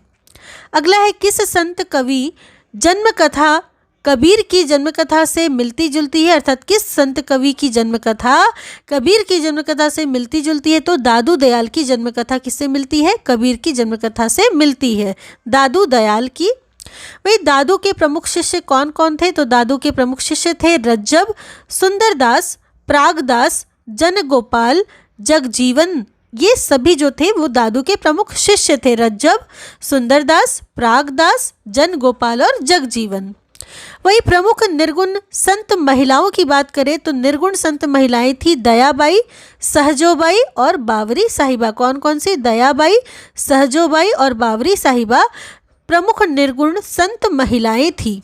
आगे हम प्रमुख संत कवियों का जन्म स्थान देखेंगे। सबसे पहले जो संत कवि है कबीर, जिनका जन्म है लहरतारा काशी। रैदास का जन्म भी काशी में है। वही नानक तलवंडी में है। दादू का जन्म स्थान है अहमदाबाद गुजरात में। सुंदरदास का धौसा जयपुर राज्य में। मलुकदास का इलाहाबाद में। वहीं अक्षर अनन्य का सेनुहरा में। धर्मदास का बांधवगढ़ में। हरिदास निरंजनी का डिडवाना में। जम्बनाथ का जोधपुर राज्य के नागौर प्रदेश में पीपासर नामक स्थान है वहाँ पर। वहीं सींगा का खजूर मध्य प्रदेश में। तो इस प्रकार ये कुछ प्रमुख संत कवि हैं और इनका जन्म स्थान है। आगे देखेंगे हरिदासी या निरंजनी संप्रदाय का मूल स्रोत क्या है, तो नाथ पंथ इसका मूल स्रोत है, हरिदासी या निरंजनी संप्रदाय का। वहीं देखिए कबीर की रचनाओं के कुछ संस्करण है, रचना और संपादक के नाम दिए हुए हम देखेंगे। कबीर वचनावली 1916 ईस्वी, इसके संपादक है अयोध्या सिंह उपाध्याय हरिऔध कबीर वचनावली के। वहीं कबीर ग्रंथावली 1928 ईस्वी की है, जिसके संपादक बाबू श्याम सुंदर दास है कबीर ग्रंथावली के। और संत कबीर जो कि सन 1943 ईस्वी की रचना है, इसके संपादक है डॉक्टर रामकुमार वर्मा। तो कबीर वचनावली के संपादक हरिऔध जी, ग्रंथावली के संपादक श्याम सुंदर दास और संत कबीर रचना के संपादक है रामकुमार वर्मा। आगे देखेंगे कबीर नामक पुस्तक के रचयिता कौन है, तो कबीर नामक पुस्तक के रचयिता हजारी प्रसाद द्विवेदी जी हैं। कई बार पूछा गया है यह प्रश्न, कबीर किसकी रचना है, तो हजारी प्रसाद द्विवेदी जी की है। आगे देखिए कुछ संत या भक्त कवि के मृत्यु स्थान को हम देखेंगे, जैसे कबीर मगहर में इनकी मृत्यु हुई थी। वहीं सुंदरदास सांगेनेर में, दादू दयाल भराने में, मीराबाई द्वारका में। विशेषता कबीर का और मीराबाई का ही पूछा जाता है मृत्यु स्थान, तो कबीर का मगहर है, वही मीराबाई का द्वारका है। आगे देखेंगे संत रैदास के शिष्य माने जाते हैं कौन, उदयदास और मीराबाई। तो मीराबाई किसकी शिष्या थी, संत रैदास की शिष्या थी मीराबाई। आगे हम समग्र रूप से भक्ति काल के कुछ कवियों को देखेंगे, जैसे कबीर 1398 से 1518 ईस्वी, जायसी 1464 से 1542 ईस्वी, सूरदास 1478 से 1583 ईस्वी, मीराबाई 1516 से 1546 ईस्वी, वहीं तुलसीदास 1532 से 1623 ईस्वी। तो ये कुछ भक्त कवियों का कालक्रम के आधार पर भी इनका नाम था, इनका समय काल था, इनको ध्यान रखिएगा क्योंकि कालक्रम की दृष्टि से भी भक्ति काल के कवियों का क्रम पूछा जाता है। आगे देखेंगे प्रेमाख्यानक कवि एवं उनके गुरुओं को, जैसे कुतुबन के गुरु थे शेख बुरहान। कौन थे, शेख बुरहान थे कुतुबन के गुरु। वहीं जायसी के गुरु थे शेख मोहिदी या मोहिनुद्दीन थे जायसी के गुरु। उस्मान के गुरु थे हाजी बाबा। क्या कौन थे, हाजी बाबा थे उस्मान के गुरु। आगे देखेंगे सूफी शब्द सूफ से बना है, जिसका अर्थ पवित्र होता है। क्या होता है, जिसका अर्थ पवित्र होता है। सूफी शब्द सूफ से बना हुआ है, सूफ का अर्थ क्या हुआ, पवित्र। सूफ ऊन को भी कहते हैं, किसे कहते हैं, ऊन को भी क्या कहते हैं, सूफ कहते हैं। अगला है मोही का हंसेसी की कह रही, पंक्ति किसकी है, तो ये जायसी की पंक्ति है। जायसी कहते हैं कि मुझ पर क्या हंसते हो, मोही का हंसेसी की कह रही, जायसी की पंक्तियां हैं। वहीं प्रेमाख्यान काव्यों का प्रधान रस है श्रृंगार। क्या रस है, श्रृंगार रस है प्रेमाख्यान काव्यों का प्रधान रस।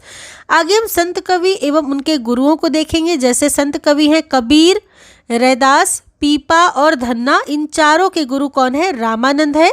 कबीर के गुरु भी रामानंद, रैदास के भी रामानंद, पीपा के गुरु भी रामानंद और धन्ना के गुरु भी रामानंद है। सींगा के गुरु है मनरंगीर, सुंदरदास के गुरु है दादू, मलुकदास के गुरु है पुरुषोत्तम, धर्मदास के गुरु है कबीर, रज्जब के गुरु है दादू। ठीक है, तो सुंदरदास के कौन है, दादू, और रज्जब के भी कौन है, दादू। धर्मदास के कबीर है। आगे देखेंगे आचार्य अथवा भक्त एवं उनके गुरुओं को, जैसे कि भक्त जो कवि हैं रामानंद, रामानंद के गुरु है राघवानंद। कौन है, राघवानंद है गुरु रामानंद के। वही रामानुजाचार्य के गुरु है कांचीपूर्ण। कौन है, कांचीपूर्ण है रामानुजाचार्य के गुरु। वल्लभाचार्य के गुरु है विष्णु गोस्वामी। वही चैतन्य महाप्रभु के गुरु है केशव भारती। अग्रदास के गुरु है कृष्णदास पयहारी, अग्रदास के गुरु है ये। तुलसीदास जी के गुरु है नरहरयानंद या नरहरिदास। कृष्णदास पयहारी जी के गुरु है अनंतानंद। कौन है? अनंतानंद, कृष्णदास पयहारी जी के गुरु। वहीं नाभादास के गुरु है अग्रदास। सूरदास और नंददास के गुरु है वल्लभाचार्य। कौन है? वल्लभाचार्य है सूरदास के गुरु भी, और नंददास के गुरु भी वल्लभाचार्य ही है। तो इस प्रकार कुछ भक्त और उनके गुरु थे। आगे हम देखेंगे कुछ आचार्य अथवा भक्त कवियों के उनके जन्म स्थान को। जैसे रामानुजाचार्य का जन्म स्थान था कांचीपुरम। कहाँ था? कांचीपुरम रामानुजाचार्य का जन्म स्थान। मध्वाचार्य का जन्म स्थान था दक्षिण भारत में बेलीग्राम। वहीं निम्बार्क का जन्म स्थान था निम्बापुर वेल्लारी जिला में। वल्लभाचार्य का चंपारण जो कि रायपुर जिला में है। चैतन्य महाप्रभु का नवद्वीप बंगाल में। वहीं सूरदास का सीही जो कि ब्रज के निकट है। तो इस प्रकार कुछ जन्म स्थान थे भक्त अथवा आचार्यों के। आगे हम देखेंगे तुलसी को कलिकाल का वाल्मीकि किसने कहा है? तो नाभादास जी ने तुलसीदास जी को कलिकाल का वाल्मीकि कहा है। वहीं तुलसी को मुगल काल का सबसे महान व्यक्ति किसने कहा है? तो स्मिथ ने तुलसी को मुगल काल का सबसे महान व्यक्ति कहा है। किसने? स्मिथ ने। आगे हम देखेंगे तुलसी की रचना एवं उसमें प्रयुक्त दोहों एवं छंदों की संख्या कितनी थी। रचनाओं में है बरवे रामायण जिसमें 69 बरवे छंद थे। पार्वती मंगल में 164 छंद है। जानकी मंगल में 216 छंद है। दोहावली में 573 छंद। विनय पत्रिका में 279 छंद। रामलला नहछु में 20 सरोह छंद। कवितावली में 325 छंद। रामाज्ञा प्रश्नावली में 49 दोहों के 7 सर्ग है। वहीं वैराग्य संदीपनी में 68 छंद है। तो इस प्रकार ये सभी रचनाएं हैं बरवे रामायण, पार्वती मंगल, जानकी मंगल, दोहावली, विनय पत्रिका, रामलला नहछु, कवितावली, रामाज्ञा प्रश्नावली और वैराग्य संदीपनी।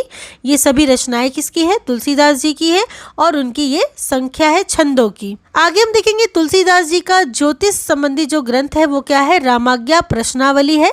रामाज्ञा प्रश्नावली ज्योतिष ग्रंथ है तुलसीदास जी का। तुलसीदास जी ने कलयुग का वर्णन विशेष रूप से किया है किसमें? तो कवितावली व मानस के उत्तर कांड में तुलसीदास जी ने किसका वर्णन किया है? कलयुग का वर्णन किया है। कवितावली व मानस के उत्तरकांड में, मानस अर्थात रामचरितमानस के उत्तरकांड में। सूरदास के दृष्टकूट पदों का संग्रह किस ग्रंथ में है? तो साहित्य लहरी में सूरदास जी के दृष्टकूट पदों का संग्रह है। सूरदास के किस ग्रंथ में नायिका भेद, श्रृंगार रस तथा अलंकारों का निरूपण हुआ है? तो साहित्य लहरी में जो कि सूरदास जी की रचना है, इसी ग्रंथ में नायिका भेद, श्रृंगार रस तथा अलंकारों का निरूपण हुआ है। पुष्टि मार्ग के जहाज कौन कहलाते हैं? तो पुष्टि मार्ग के जहाज कहलाते हैं सूरदास। कौन कहलाते हैं? सूरदास। सगुण भक्ति की उत्पत्ति कहाँ से मानी जाती है? तो दक्षिण भारत से सगुण भक्ति की उत्पत्ति मानी जाती है। और हमने पढ़ा भी था कि रामानंद ने भक्ति को दक्षिण से उत्तर की ओर लाया। आगे है प्रबंधकार। कवि की भावुकता का सबसे अधिक पता यह देखने से चल सकता है कि वह किसी आख्यान के अधिक मर्मस्पर्शी स्थलों को पहचान सका है या नहीं। यह कथन किसका है? यह कथन आचार्य शुक्ल जी का है, जो कि मर्मस्पर्शी स्थलों की पहचान की बात करते हैं कि वही प्रबंधकार कवि सबसे अधिक क्या होता है? भावुकता की चरम सीमा पर पहुंच पाता है, जो किसी आख्यान के अधिक मर्मस्पर्शी स्थलों को पहचान सकता है या नहीं पहचान सकता है। इसी से यह आचार्य शुक्ल जी का कथन है। वही नामदेव की भक्ति किस प्रकार की थी? तो नामदेव की भक्ति थी सगुण निर्गुण दोनों थी। नामदेव की भक्ति कैसी थी? सगुण एवं निर्गुण दोनों। आगे हम देखेंगे अहिंसावाद और प्रपत्तिवाद किस संप्रदाय का वैशिष्ट है? तो यह वैष्णव संप्रदाय का वैशिष्ट है, अहिंसावाद और प्रपत्तिवाद। भक्ति के आद्य आचार्य कौन माने जाते हैं? तो भक्ति के आद्य आचार्य माने जाते हैं रामानुजाचार्य। कौन माने जाते हैं? रामानुजाचार्य भक्ति के आद्य आचार्य हैं। रामानंद के शिष्यों की संख्या कितनी मानी जाती है? तो रामानंद के शिष्यों की संख्या मानी जाती है 12। कितनी? 12 मानी जाती है। कबीर ने अपनी झाड़ फटकार के द्वारा हिंदुओं और मुसलमानों का कट्टरपन दूर करने का जो प्रयत्न किया वह अधिकतर चिढ़ाने वाला सिद्ध हुआ। हृदय को स्पर्श करने वाला नहीं। यह कथन किसका है? तो यह कथन आचार्य शुक्ल जी का है, जो कहते हैं कि कबीर ने अपनी झाड़ फटकार के द्वारा क्या किया, केवल हिंदू और मुसलमानों का कट्टरपन दूर करने का जो प्रयत्न किया था वह केवल चिढ़ाने वाला ही सिद्ध हुआ, हृदय को स्पर्श करने वाला नहीं। आचार्य शुक्ल जी का कथन है कबीर के बारे में। वही भारतवर्ष का लोकनायक वही हो सकता है जो समन्वय करने का अपार धैर्य लेकर आया हो। तुलसीदास जी के संदर्भ में यह कथन किसका है? तो यह कथन आचार्य हजारी प्रसाद द्विवेदी जी का है, जो कहते हैं कि भारतवर्ष का लोकनायक वही हो सकता है जो समन्वय करने का अपार धैर्य लेकर आया हो। लोकनायक की बात करते हैं तुलसीदास जी के विषय में आचार्य हजारी प्रसाद द्विवेदी जी। वही मीराबाई की उपासना किस भाव की थी? मीराबाई की उपासना माधुर्य भाव की थी। किस भाव की थी? माधुर्य भाव की। रीझी अपनी बूझी पर खीज विचार विहीन, ते उपदेश ना मानही मोह महोदधि मीन। यह पंक्ति किसकी है? तो यह पंक्ति तुलसीदास जी की है। ठीक है, रीझी ना बूझी पर खीज विचार विहीन, ते उपदेश ना मानही मोह महोदधि मीन, तुलसीदास जी की पंक्ति है। अगला है तुलसीदास जी उत्तरी भारत की समग्र जनता के हृदय मंदिर में पूर्ण प्रेम प्रतिष्ठा के साथ विराज रहे हैं। यह पंक्ति किसकी है? तो ये पंक्ति आचार्य शुक्ल जी के है। और शुक्ल जी कहते हैं कि तुलसीदास जी उत्तरी भारत की समग्र जनता के हृदय मंदिर में पूर्ण प्रेम प्रतिष्ठा के साथ क्या कर रहे हैं? विराज रहे हैं। अगला है सीताराम को युगल सरकार का संबोधन राम भक्ति के किस संप्रदाय के लोग देते हैं? तो तत्सुखी संप्रदाय के लोग, तत्सुखी शाखा के लोग सीताराम को युगल सरकार का संबोधन देते हैं। राम भक्ति की तत्सुखी शाखा में किस भाव की उपासना की जाती है? तो तत्सुखी शाखा में सखी भाव की उपासना की जाती है। राम भक्ति की तत्सुखी शाखा में किस भाव की? सखी भाव की उपासना। तुलसीदास जी की भक्ति किस भाव की थी? तो तुलसीदास जी की भक्ति दास्य भाव की थी। किस भाव की थी? दास्य भाव की। आगे, जनता पर चाहे जो प्रभाव पड़ा हो, पर उक्त गद्दी के शिष्यों ने सुंदर सुंदर पदों द्वारा जो मनोहर प्रेम संगीत धारा बहाई, उसने मुरझाते हुए हिंदू जीवन को सरस और प्रफुल्ल किया। बल्लभ संप्रदाय के कृष्ण भक्त कवियों के संदर्भ में यह कथन किसका है? तो यह कथन आचार्य शुक्ल जी का है, जो कहते हैं कि जनता पर चाहे जो प्रभाव पड़ा हो, पर क्या किया, उन्होंने मुरझाते हुए हिंदू जीवन को सरस और प्रफुल्लित किया। बल्लभ संप्रदाय के कृष्ण भक्त कवियों ने, ऐसा शुक्ल जी मानते हैं।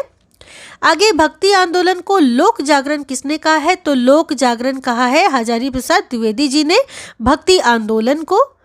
वही राम भक्त कवि अग्रदास की भक्ति किस भाव की है? तो अग्रदास की भक्ति है माधुर्य भाव की। किस भाव की? माधुर्य भाव की भक्ति है अग्रदास की। अगला है तुलसी का काव्य समन्वय की विराट चेष्टा है। ऐसा कथन किसका है? आचार्य हजारी प्रसाद द्विवेदी जी का ये कथन कि तुलसी का काव्य क्या है? समन्वय की विराट चेष्टा है। आगे है, जायसी सूफियों के अद्वैतवाद तक ही नहीं रहे हैं, वेदांत के अद्वैतवाद तक भी पहुंच गए हैं। यह कथन किसका है? यह कथन आचार्य शुक्ल जी का है। जायसी के बारे में कहते हैं कि जायसी सूफियों के अद्वैतवाद तक ही सीमित नहीं रहे थे, बल्कि वेदांत के अद्वैतवाद तक भी वे क्या किए थे? पहुंच गए थे। ऐसा शुक्ल जी कहते हैं जायसी के बारे में।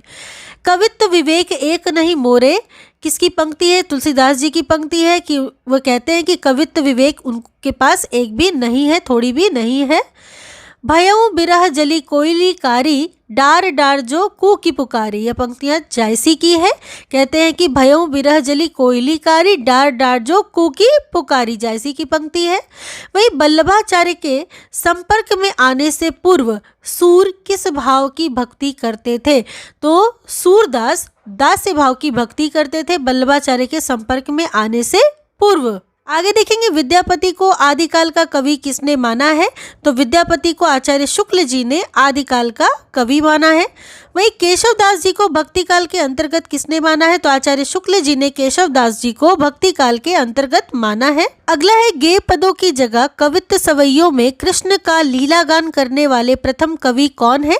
किसमें? गेय पदों की जगह कवित्व सवैयों में कृष्ण का लीला गान करने वाले प्रथम कवि हैं रसखान। आगे है, शंकराचार्य द्वारा प्रवर्तित स्मार्त संप्रदाय में किस प्रकार की उपासना है? तो स्मार्त संप्रदाय में पंच देवोपासना की जाती है। स्मार्त संप्रदाय शंकराचार्य द्वारा प्रवर्तित है। भक्ति आंदोलन का सूत्रपात उत्तर भारत में ना होकर दक्षिण भारत में हुआ, इसका मुख्य कारण क्या था? तो इसका मुख्य कारण क्या था कि दक्षिण भारत पूर्णतः निरापद था, किंतु सामाजिक भेदभाव ने हित चिंतकों को चिंतित कर दिया। यही इसमें महत्वपूर्ण है कि भक्ति आंदोलन का सूत्रपात दक्षिण भारत में हुआ था उत्तर भारत की अपेक्षा। आगे है आलवार संतों का संबंध दक्षिण भारत में किस प्रदेश से है? तो केरल से संबंधित है आलवार संतों का संबंध। नानक दर्शन का सार तत्व किसमें निहित है? तो जपूजी में नानक दर्शन का सार तत्व निहित है। किसमें? जपूजी में। संतों में नारी के किस रूप की आलोचना की है? तो कामिनी रूप की। किसकी? नारी के कामिनी रूप की आलोचना की गई है संतों ने। वही दादू की रचनाओं का प्रामाणिक संकलन दादू दयाल शीर्षक से किसने संपादित किया? परशुराम चतुर्वेदी जी ने संपादित किया था दादू की रचनाओं का प्रामाणिक संकलन दादू दयाल शीर्षक से। सैद्धांतिक दृष्टि से दादू किससे प्रभावित थे? तो दादू कबीर से प्रभावित थे। किससे प्रभावित थे? दादू कबीर से। आगे देखेंगे सूफी प्रेमवाद की विशेषता क्या है? तो परमात्मा को स्त्री एवं स्वयं को पुरुष मानना, ऐसा सूफी प्रेमवादियों ने माना है। क्या माना है? परमात्मा को स्त्री माना है और स्वयं को पुरुष माना है सूफी प्रेमवाद में। पद्मावत में कुल कितने सर्ग या खंड है? तो कुल 57 सर्ग या खंड है पद्मावत में। यह प्रश्न पूछा जाता है परीक्षाओं में कि कितने सर्ग या खंड है पद्मावत में? तो कुल 57 सर्ग या खंड है। जायसी का प्रिय अलंकार क्या है? तो हेतुत्प्रेक्षा प्रिय अलंकार है। किसका? जायसी का। वही रामानुजाचार्य ने ब्रह्मसूत्र पर कौन सा भाष्य लिखा था? तो रामानुजाचार्य ने ब्रह्मसूत्र पर श्री भाष्य लिखा था। कौन सा भाष्य? श्री भाष्य लिखा था रामानुजाचार्य ने ब्रह्मसूत्र पर। तुलसीदास किस संप्रदाय से प्रभावित थे? तो श्री संप्रदाय से प्रभावित थे तुलसीदास। वही हिंदी का जातीय कवि किसे माना जाता है? तुलसीदास जी को हिंदी का जातीय कवि माना जाता है। किसे? तुलसीदास जी को। रामचरितमानस का प्रधान रस क्या है? तो शांत रस प्रधान रस है रामचरितमानस का। कौन सा रस? शांत रस। जयदेव कृत गीत गोविंद में कौन सा रास है? तो वसंत रास है। जयदेव कृत गीत गोविंद में, गीत गोविंद की रचना जयदेव ने की थी और इसमें रास की बात की जाए तो वसंत रास है। वही चैतन्य मत का दार्शनिक सिद्धांत अचिंत्य भेदोभेद को एक सुदृढ़ आधार किसने दिया? तो अचिंत्य भेदाभेद को एक सुदृढ़ आधार दिया था रूप गोस्वामी या जीव गोस्वामी ने। किसने? रूप गोस्वामी या जीव गोस्वामी ने। ठीक है, अचिंत्य भेदाभेद को एक सुदृढ़ आधार दिया था। अचिंत्य भेदाभेद चैतन्य मत का एक दार्शनिक सिद्धांत है। आगे है आचार्य शुक्ल और डॉक्टर रामकुमार वर्मा ने विद्यापति को कैसा कवि माना है? तो शुद्ध श्रृंगारी कवि माना है विद्यापति को आचार्य शुक्ल और डॉक्टर रामकुमार वर्मा जी ने। क्या? शुद्ध श्रृंगारी कवि। वल्लभाचार्य ने पुष्टि किसे कहा है? तो भगवत अनुग्रह या कृपा को पुष्टि कहा गया है। किसे? भगवत अनुग्रह या कृपा को पुष्टि कहा है वल्लभाचार्य ने। भक्ति के 3 मार्ग मर्यादा मार्ग, प्रवाह मार्ग और पुष्ट मार्ग किसने माना है? तो वल्लभाचार्य ने माना है भक्ति के 3 मार्ग। कौन कौन से? मर्यादा मार्ग, प्रवाह मार्ग और पुष्ट मार्ग। कभी कभी इन मार्गों का नाम भी पूछा जाता है तो ध्यान रखिएगा। आगे है गोस्वामी विट्ठलनाथ के ग्रंथ कौन कौन से हैं? तो श्रृंगार रस मंडन, नवरत्न सटीक, विद्वन मंडल, अणुभाष्य का अंतिम 1.5 अध्याय, भक्ति हंस, भक्ति निर्णय, विज्ञप्ति, निर्णय ग्रंथ, निबंध प्रकाश टीका, सुबोधिनी टीका, षोडश ग्रंथ टीकाएं इत्यादि कौन से हैं? विट्ठलनाथ की ये सभी क्या है? ग्रंथ हैं। विशेष रूप से ध्यान दिया जाए तो श्रृंगार रस मंडन, नवरत्न सटीक, विद्वन मंडल, अणुभाष्य, भक्ति हंस, भक्ति निर्णय, विज्ञप्ति, निर्णय ग्रंथ, निबंध प्रकाश टीका, सुबोधिनी टीका, षोडश ग्रंथ, ये सभी महत्वपूर्ण रचनाएं हैं। किसके? विट्ठलनाथ जी के ग्रंथ हैं सभी। आगे देखेंगे प्रसिद्ध गायक तानसेन को किसका शिष्य कहा जाता है? तो स्वामी हरिदास का शिष्य कहा जाता है तानसेन को। किसका? स्वामी हरिदास जी का शिष्य। अगला है अष्टछाप कवियों में काव्य सौष्ठव और भाषा की प्रांजलता की दृष्टि से सूरदास के बाद किसको महत्वपूर्ण स्थान माना जाता है? किसका महत्वपूर्ण स्थान? तो नंददास का स्थान अष्टछाप के कवियों में काव्य सौष्ठव और भाषा की प्रांजलता की दृष्टि से सूरदास जी के बाद माना जाता है। किसका? नंददास का। आगे देखेंगे नंददास जी की प्रसिद्ध पुस्तक रास पंचाध्यायी किसकी? नंददास जी की है पुस्तक रास पंचाध्यायी। किस छंद में लिखी गई है? तो रोला छंद में लिखी गई है रास पंचाध्यायी जो कि नंददास जी की है। अगला है, किस संप्रदाय के मंदिरों में राधा का विग्रह कृष्ण के साथ नहीं होता है? तो राधा बल्लभ संप्रदाय में ऐसा होता है जिसमें राधा का विग्रह कृष्ण के साथ नहीं होता है। किसमें? राधा वल्लभ संप्रदाय में। मीरा ने किस मंदिर में भजन करते हुए अपना शेष जीवन व्यतीत किया? तो रणछोड़ मंदिर द्वारका में मीरा ने भजन करते हुए अपना शेष जीवन व्यतीत किया था, द्वारका में, रणछोड़ मंदिर में। रसखान ने बल्लभ संप्रदाय के अंतर्गत किससे दीक्षा ली थी? तो विट्ठलनाथ से दीक्षा ली थी रसखान ने, जो कि वल्लभ संप्रदाय के अंतर्गत है विट्ठलनाथ, और रसखान ने इन्हीं विट्ठलनाथ से क्या की थी? दीक्षा ली थी। सर्वप्रथम किस आचार्य ने भक्ति पर एक वर्ग विशेष के एकाधिकार को समाप्त करने की उद्घोषणा की थी? तो रामानुज ने ऐसा किया था कि उन्होंने सर्वप्रथम भक्ति पर एक वर्ग विशेष के एकाधिकार को समाप्त करने की घोषणा कर दी थी रामानुज ने। गीता किस मत का प्रधान धर्म ग्रंथ माना जाता है? तो भागवत का प्रधान धर्म ग्रंथ माना जाता है, भागवत मत का गीता। वही शंकराचार्य का अद्वैतवाद, शंकराचार्य का जो सिद्धांत है वो क्या है? अद्वैतवाद है। आगे हम देखेंगे, महाराष्ट्र में नाथपंथ के समानांतर महानुभाव संप्रदाय, कौन सा संप्रदाय? महानुभाव संप्रदाय, जो कि नाथपंथ के समानांतर में था महाराष्ट्र में, नामक नृगोपासक संप्रदाय की स्थापना किसने की? तो महानुभाव संप्रदाय की जो स्थापना की थी चक्रधर ने की थी। किसने? चक्रधर ने महानुभाव संप्रदाय की स्थापना की थी। संत पुंडलिक ने किस संप्रदाय की स्थापना की? तो वारकरी संप्रदाय की स्थापना की थी संत पुंडलिक ने। वही संत काव्य का प्रधान रस क्या है? शांत रस है संत काव्य का प्रधान रस। कौन सा? शांत। कबीर का दार्शनिक चिंतन क्या है? अद्वैतवादी। क्या है? अद्वैतवादी है दार्शनिक चिंतन कबीर का। कबीर की उलटवासियों पर किसका प्रभाव है? तो सिद्धों एवं नाथों दोनों का प्रभाव है कबीर की उलटवासियों पर। कौन सा शासक दादू की बानियों से अत्यधिक प्रभावित हुआ था? तो अकबर थे वो बादशाह जो दादू की बानियों से अत्यधिक प्रभावित हुए थे। सूफी कवियों द्वारा अपनाई गई मसनवी शैली, मसनवी शैली किसकी है? सूफी कवियों के द्वारा अपनाई गई थी मसनवी शैली। तो मसनवी शैली से क्या आशय है? तो रचना के प्रारंभ में ईश वंदना, पैगंबर की स्तुति, साहे वक्त की प्रशंसा आदि ये सभी आशय है मसनवी शैली से, जो कि सूफियों के द्वारा अपनाई गई थी। इस्लाम के कट्टर अनुयायियों ने अनहलक यानी कि मैं खुदा हूँ कहने पर किस सूफी संत को सूली पर चढ़ा दिया था? तो मंसूर को सूली पर चढ़ा दिया गया था, जो कि ऐसा मानते थे ये लोग कि इस्लाम के ये क्या है? विरोधी है, और अनहलक इन्होंने कह दिया था।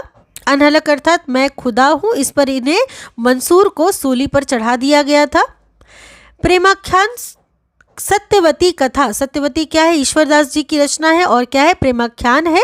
इसके रचयिता कौन है? ईश्वरदास है। तो ईश्वरदास किस राजा के समकालीन थे? तो ये दिल्ली के बादशाह सिकंदर शाह के समकालीन थे। ठीक है, किसके? सिकंदर शाह के समकालीन थे सत्यवती कथा के रचयिता ईश्वरदास। आगे हम देखेंगे, सूफी मत में वर्णित साधक की 4 अवस्थाओं, कौन कौन सी अवस्थाओं? शरीयत, तरीकत, मारिफत और हकीकत। तो ये 4 जो अवस्थाएं हैं साधक की सूफी मत में, कि भारतीय भक्ति मार्ग के साथ सही क्रम में संगति क्या होगी? तो इसके आधार पर शरीयत, तरीकत, मारिफत और हकीकत भारतीय आधार पर, भारतीय भक्ति मार्ग के आधार पर इनके जो सही क्रम की संगति होगी वो होगी आचरण, उपासना, सिद्धावस्था और सत्यबोध। ठीक है, आचरण, उपासना, सिद्धावस्था और सत्यबोध। अगला है, पद्मावत में हीरामन तोते के द्वारा रानी पद्मावती के रूप वर्णन की प्रतिक्रिया स्वरूप राजा रत्नसेन द्वारा पद्मावती को प्राप्त करने की इच्छा को प्रेम न कहकर रूप लोभ की संज्ञा किस प्रसिद्ध आलोचक ने दी है? तो आचार्य शुक्ल जी ने ऐसा कहा है कि राजा रत्नसेन द्वारा पद्मावती को प्राप्त करने की इच्छा प्रेम नहीं है, बल्कि क्या है? रूप लोभ है। वही मंझन कृत मधुमालती में विशेष नवीनता क्या है? मंझन की रचना है मधुमालती, तो इसमें विशेष जो नवीनता है वो क्या है कि नायक नायिका के साथ इसमें उपनायक और उपनायिका को भी स्थान मिला है। किसको मिला स्थान? नायक नायिका तो है ही, उनके साथ साथ उपनायक और उपनायिका को भी स्थान दिया गया है मंझन की रचना मधुमालती में। वही पद्मावत में सिंहल द्वीप और चित्तौड़ क्रमशः किसके प्रतीक है? तो पद्मावत में सिंघल द्वीप प्रतीक है हृदय का, वही चित्तौड़ प्रतीक है शरीर का। ठीक है, सिंघल द्वीप किसका? हृदय का, और चित्तौड़ शरीर का प्रतीक है पद्मावत में। पद्मावत के अनुच्छेदों को क्या कहा गया है? खंड कहा गया है। पद्मावत के अनुच्छेदों को क्या कहा गया है? खंड।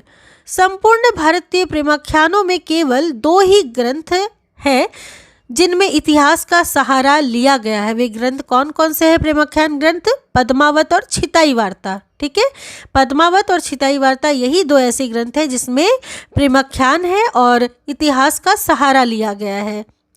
अगला है, पद्मावत का कौन सा खंड हिंदी साहित्य की अनुपम निधि माना जाता है? तो नागमती वियोग खंड पद्मावत में ऐसा खंड है जिसको अनुपम निधि कहा जाता है हिंदी साहित्य की। कौन सी? नागमती वियोग खंड। वही कृष्ण भक्ति का सर्वप्रथम और सर्वप्रधान ग्रंथ कौन सा है? तो श्रीमद् भागवत है कृष्ण भक्ति का सर्वप्रथम और सर्वप्रधान ग्रंथ। कौन सा? श्रीमद् भागवत। अगला है, अष्टछाप के कवियों का कार्य क्या था? तो कीर्तन के द्वारा नाथ मंदिर में 8 प्रहर प्रभु की सेवा करना ही अष्टछाप के कवियों का कार्य था। आगे देखेंगे, सूर सागर रचना शिल्प की दृष्टि से किस प्रकार का काव्य है? तो यह है गेय मुक्तक काव्य। कौन सा? सूरसागर शिल्प की दृष्टि से गेय मुक्तक काव्य है। भक्ति के निमित्त विष्णु के स्थान पर कृष्ण का सगुण रूप सर्वप्रथम किसने प्रतिपादित किया? तो निम्बार्क ने प्रतिपादित किया विष्णु के स्थान पर कृष्ण का सगुण रूप। जनश्रुति के अनुसार सूरदास के कितने पदों की रचना की थी? तो सूरदास ने कुल 1.25 लाख पदों की रचना की थी। जनश्रुति के अनुसार कितने? 1.25 लाख पदों की।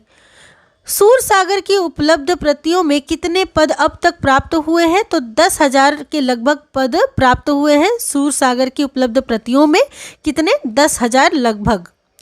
सूरदास की रचनाओं का सर्वप्रथम संपादन किस नाम से हुआ था? तो राग कल्पद्रुम के नाम से हुआ था कलकत्ता में। सन 1841 ईस्वी में सूरदास की रचनाओं का सर्वप्रथम संपादन किस नाम से? राग कल्पद्रुम के नाम से कलकत्ता में सन 1841 ईस्वी में। वही सूरदास की भक्ति किस भाव की है? सूरदास की भक्ति है वात्सल्य भाव की। किस भाव की? वात्सल्य भाव की है। सूरदास ने अपने सूरसागर में कितने भ्रमर गीतों की रचना की है? तो सूरदास ने अपने सूरसागर में 3 भ्रमर गीतों की रचना की है। कितने? 3 भ्रमर गीत। भ्रमर गीत परंपरा का मूल उद्गम स्थान भागवत का कौन सा स्कंद है? तो 10वां स्कंद है इसका उद्गम स्थान भागवत का भ्रमर गीत परंपरा का। तुलसीदास के किस ग्रंथ में भ्रमर गीत प्रसंग आया है? तो कृष्ण गीतावली में भ्रमर गीत प्रसंग आया है तुलसीदास जी के किस रचना में? कृष्ण गीतावली में। आगे देखेंगे, अष्टछाप का वह कवि कौन था जिसके एक पद को सुनकर वल्लभाचार्य कई दिन तक बेहोश रहे? तो परमानंद दास के ही पद को सुनकर के वल्लभाचार्य कई दिनों तक क्या रहे थे? बेहोश रहे थे। रीतिकालीन भ्रमर गीत परंपरा में किस कवि का भ्रमर गीत प्रसंग विशेष उल्लेखनीय है? बरकत उल्लाह प्रेमी का भ्रमर गीत प्रसंग विशेष उल्लेखनीय है रीतिकालीन भ्रमर गीत परंपरा में। किनका? बरकत उल्लाह प्रेमी का। आधुनिक युग में भ्रमर गीत परंपरा के प्रमुख कवि कौन है? तो रत्नाकर। उद्धव शतक इनकी रचना है रत्नाकर की। ठीक है, जो आधुनिक युग में भ्रमर गीत परंपरा के प्रमुख कवि हैं। इसके अतिरिक्त रमाशंकर शुक्ल रसाल, पंडित अमृतलाल चतुर्वेदी जी ने भी भ्रमर गीत की रचना की थी। भ्रमर गीत परंपरा के ये भी कवि हैं। तो रत्नाकर, रमाशंकर शुक्ल रसाल तथा पंडित अमृतलाल चतुर्वेदी जी। अगला है, तुलसीदास जी द्वारा रचित कितने ग्रंथ प्रामाणिक माने जाते हैं? तो 12 ग्रंथ प्रामाणिक माने जाते हैं तुलसीदास जी के।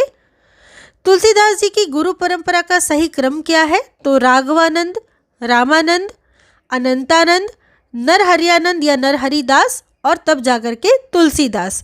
तो सबसे पहले कौन है? राघवानंद, फिर रामानंद, फिर अनंतानंद, फिर नरहरियानंद और तब जाके तुलसीदास। अगला है, रूपकों का बादशाह कौन कहलाता है? तो तुलसीदास जी को ही रूपकों का बादशाह कहा गया है। संत जंबनाथ के शिष्य कौन कौन से हैं? तो हावली पावजी, लोहा पागल, दत्तनाथ और मालदेव ये सभी जंबनाथ के क्या है? शिष्य हैं। आचार्य शुक्ल के अनुसार तुलसीदास क्या थे? स्मार्त वैष्णव थे। तुलसीदास क्या थे? स्मार्त वैष्णव। आचार्य शुक्ल के अनुसार रामचरितमानस के मार्मिक प्रसंग कौन से हैं? तो शुक्ल जी के अनुसार हम देखेंगे मार्मिक प्रसंग रामचरितमानस के। तो जनक की वाटिका में राम सीता का परस्पर दर्शन होना यही सबसे ज्यादा मार्मिक प्रसंग है शुक्ल जी के अनुसार। इसके अतिरिक्त राम वन गमन, दशरथ मरण, भरत की आत्मग्लानि, वन के मार्ग में स्त्री पुरुषों की सहानुभूति, युद्ध में लक्ष्मण को शक्ति बाण लगना इत्यादि ये सभी है। लेकिन सबसे ज्यादा क्या है, जनक की वाटिका में राम सीता का परस्पर दर्शन है। अगला है धूनी अवरेब कवित्त सुन जाति, मीन मनोहर ते बहु भांति। ये पंक्तियां किसकी है, तो ये पंक्तियां हैं तुलसीदास जी की है। धूनी अवरेब कवित्त सुन जाति, वही कभी ना होई नयहि चतुर कहावऊ, मति अनुरूप राम गुण गावऊ। तो तुलसीदास जी ने राम गुण गाया है। संस्कृत है कूप जल भाका बहता नीर, ये पंक्तियां किसकी है कि संस्कृत है कूप जल भाका बहता नीर, ये कबीर की पंक्तियां हैं। भाका बद्ध करबी मैं सोई, मारे मन प्रबोध जेहि होई, यह तुलसीदास जी की पंक्तियां हैं कि भाका बद्ध करबी मैं सोई, मोरे मन प्रबोध जेहि होई। अगला है काम ही नारी प्यारी जिमी, ये पंक्तियां किसकी है, तो काम ही नारी प्यारी जिमी, ये पंक्तियां तुलसीदास जी की है। अगला है भाखा बोली ना जानही जिनके कुल के दास, भाखा कवि भव मंदमती तेहि कुल केशवदास। तो तेहि कुल केशवदास में केशवदास से आप इसको याद रख ही सकते हैं कि केशवदास जी की पंक्तियां हैं। आगे हिंदी रीति काव्य परंपरा का आरंभ किससे होता है, तो कालक्रम की दृष्टि से देखा जाए तो कृपाराम से, रचनाकार के व्यक्तित्व की समृद्धि की दृष्टि से देखा जाए तो केशवदास से, वहीं आगे अखंड परंपरा चलाने की दृष्टि से देखा जाए तो चिंतामणि से रीति काव्य परंपरा का आरंभ होता है। ठीक है, कालक्रम की दृष्टि से कृपाराम, रचनाकार के व्यक्तित्व की समृद्धि की दृष्टि से केशवदास, वहीं आगे अखंड परंपरा चलाने की दृष्टि से चिंतामणि से। किन्हे प्राकृत जन गुण गाना, सिर धुनि गिरा लागी पछताना, ये पंक्तियां किसकी है, तो तुलसीदास जी की ये पंक्तियां की किन्हे प्राकृत जन गुण गाना, सिर धुनि गिरा लागी पछताना। अगला है दीर्घ दोहा अर्थ के आखर घोड़े माही, ये पंक्तियां किसकी है, तो ये पंक्तियां हैं रहीमदास जी की। रहीमदास जी कहते हैं दीर्घ दोहा अर्थ के आखर घोड़े माही। तो इस प्रकार आपने भक्ति काल के भाग 2 को भी संपूर्ण रूप से पूरा कर लिया है। और यहाँ पर पुनीत राय जी की वस्तुनिष्ठ हिंदी पुस्तक से भक्ति काल के सभी महत्वपूर्ण वस्तुनिष्ठ प्रश्नों को, महत्वपूर्ण बिंदुओं को हमने पढ़ लिया है। आशा करती हूँ वीडियो आपको पसंद आई होगी। आपको मुझसे कुछ भी पूछना हो तो कमेंट सेक्शन में जरूर पूछिए। पहली बार चैनल पर आ रहे हो, वीडियो अच्छी लगी हो तो चैनल को सब्सक्राइब जरूर कीजिए ताकि इसी प्रकार की वीडियोज आपको बराबर मिलती रहे। अच्छे से अपनी परीक्षा की तैयारी करते रहिए। और अब अगली वीडियो में हम मिलेंगे रीतिकाल के साथ। तो तब तक के लिए आप सबका बहुत बहुत धन्यवाद।